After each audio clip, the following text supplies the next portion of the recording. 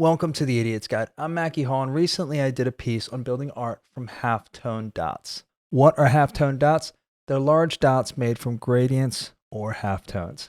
In the video, I talked about when you make these dots bigger, really cool things happen. And when you add color, really cool things happen. But I thought the video was too long for the quick hits that I wanted to deliver, so I broke it down into 3 parts. The first is backgrounds. The second is letter and object textures, and then the last is creating art from original halftone images. This is part 1, backgrounds. If you want to see the original whole video or the other 2 abbreviated videos, check them out in the links below.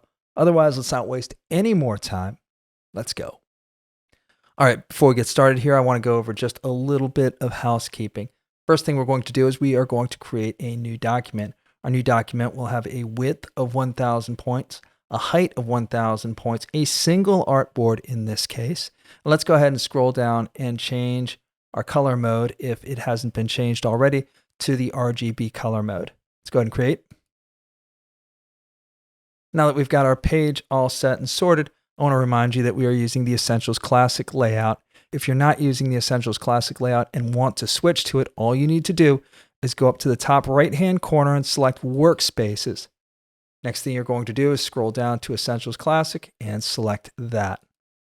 Next thing I want to mention is that we are going to be using Smart Guides to activate Smart Guides. All you need to do is go to View, Smart Guides, or select Control U. Along those lines, I also want to mention that we are going to be using the bottom middle of the page to highlight key command recommendations, hotkey recommendations, and tips and tricks. With that in mind, we're building our piece on a PC. If you are using a Mac, all you need to do is swap the command key anytime the control key is recommended. Command equals control. Let's go. First thing we're going to do is we're going to create colored halftone dots for use in a background, perhaps, or as a main page element. Here's how we go about doing that. First thing we're going to do is we're going to grab our rectangle tool. We're going to click anywhere on our artboard, and let's create a rectangle that is 500 points wide by 500 points tall. Next thing we'll do is align it center horizontally and vertically. We do that by clicking the alignment tools at the top of our page. If you don't see that, simply select Window, Align, or Shift F7. Now that we've done that, let's go ahead and start with our gradient. First thing we're going to do is we are going to make our stroke transparent. Then we're going to bring the fill to our forefront. Don't worry about what color it is because we are changing it right now. Next thing we're going to do is we're going to select our gradient tool. We'll double click on that. And then from the window that pops up, we are going to select our black and white gradient. With our black and white gradient selected, let's go ahead and start our drag from about 20% from the top and drag down to 20% from the bottom. To make it perfectly vertical, let's hold our Shift key and let's drag down. That looks pretty good right there. Before we continue, we want to make sure that our black is completely black. The way we do that is we double click on our black in the gradient slider, and we want to make sure that our K is set at 100%. If we want to take it a step further, we can always switch color modes to CMYK and make sure that it is 100% as well. Let's click off of that.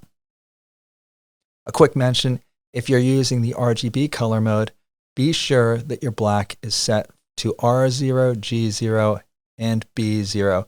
Normally it's set a little bit off that. Let's go ahead and build our halftone dots. The way we do that is we go to Effect from the top bar. Let's scroll down to Pixelate, and let's select Color Halftone. Quick mention on this. Notice at the top we've got our max radius. That's the largest size of our dot at full color. With that in mind, what we want to do in this case, let's go ahead and select our max radius at 50. Next thing we want to do is we want to make sure that the screen angles for all of our channels is the same. In this case, let's go ahead and make our screen angle 0 on all of the individual channels, just like that. Let's click OK. And there you go. There's our halftone dots right there. Before we color them, let's go ahead and talk about what we can do with our halftone dots. Note first that our dots are perfectly vertical. That's because we set our screen angle to 0. Now, if we want to change the direction of our halftone dots, we can do a couple of things. The first thing we can do is we can undo by selecting Edit, Undo, or Control Z. We can go back to our effect, select Pixelate, and select Color Halftone again. This time around, we can just go down and switch all of our channels to a different number. In this case, what we're looking to do is go to 45-degree angles. Let's go ahead and do that here. So in our first channel, again, 45 degrees, and we're going to do the same thing for all the other channels. Click OK.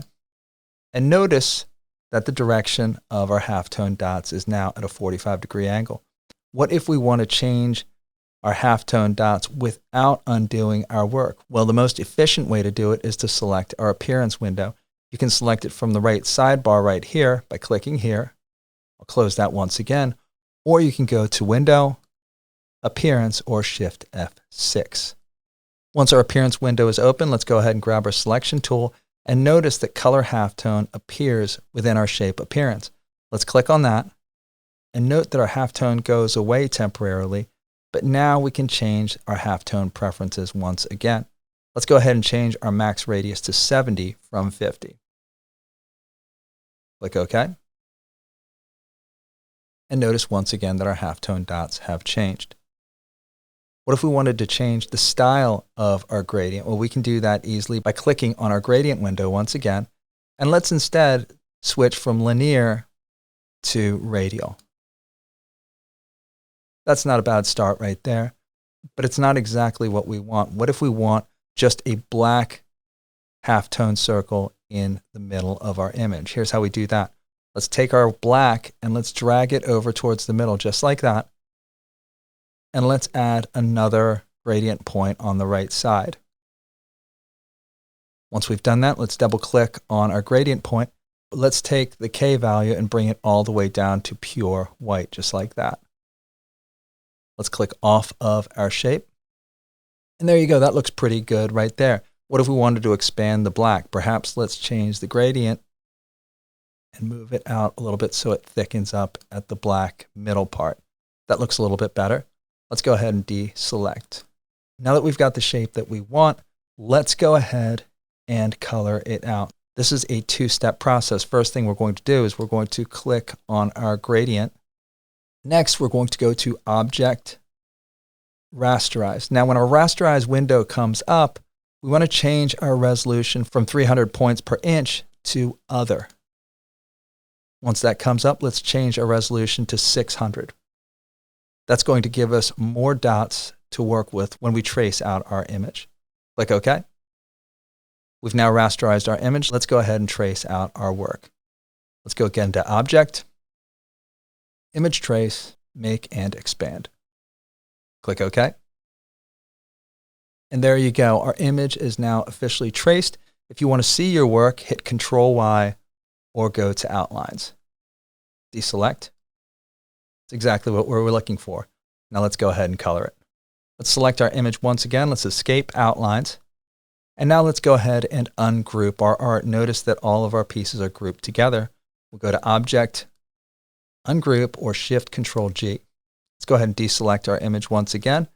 And now let's go ahead and select the white part. Once we've selected the white, we want to select everything else containing white. Instead of clicking throughout our image, what we're going to do instead is we'll select Same, Fill Color. Note right away that everything with a white fill has now been selected.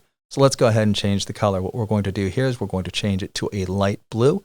We're going to do that by clicking our fill, selecting the blue that we want, and let's drag it all the way down to a light that we like. That looks pretty good right there. Click OK. And note that it goes gray, it does not go blue. That's because when we create our halftone dots, Illustrator defaults to a grayscale color build. The way we do that is we click on our color window, we click on our dropdown, and we select CMYK. Let's go ahead and deselect. That looks a lot better right there. Note, if you're building for RGB, make sure that the color you select is RGB instead. Next thing we're going to do is let's click on anything containing black. Once we've selected that, we again go Select, Same, Fill Color. Note that everything with a black fill has now been selected.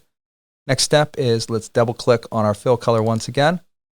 Let's select our blue and pick out that blue color that we like. That looks pretty good right there. Click OK. And again, it goes to grayscale. Let's go back to our color window and change our color makeup to CMYK once again. Let's deselect and click off of our image. And that is exactly what we're going to be going for. Last thing we want to do, let's drag across our entire piece and let's go to Object, Group. Let's deselect. And for this one, just this one, we're done. Well done. Now play with this effect and see how you can integrate this into your own artwork. If you have any questions or comments, leave them in the comments section below. Otherwise, throw me a like. I'd really appreciate that. Otherwise, subscribe. I'd appreciate that just a little bit more. We'll see you next time. Peace.